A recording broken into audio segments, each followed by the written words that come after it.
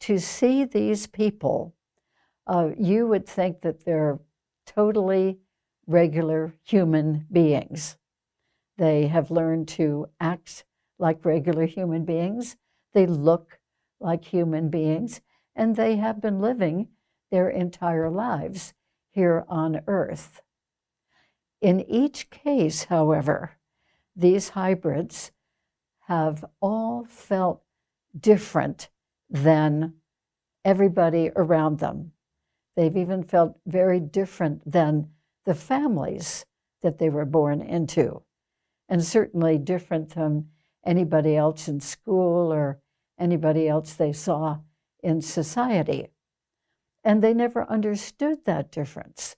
You know, if they ask their parents, why do I feel like my home isn't really here? And the parents would say, of course your home is here. You know, we very much want you, and we always did want you.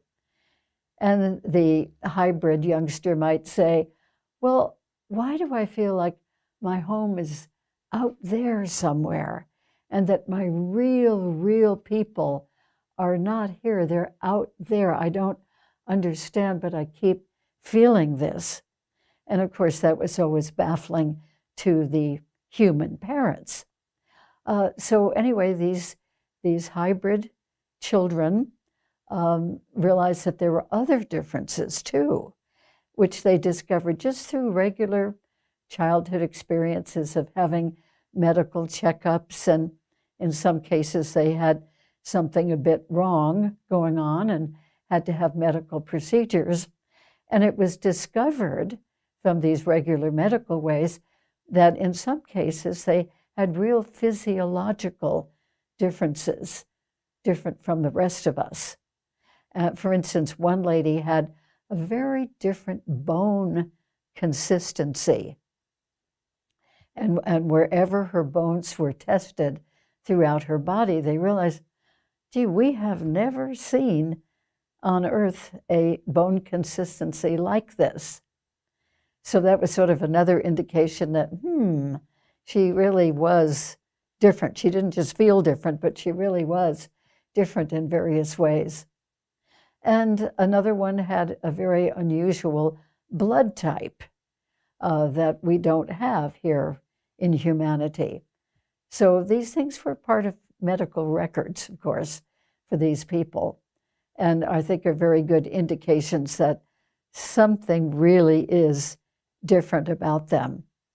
Another one of our hybrid people had a different muscle consistency.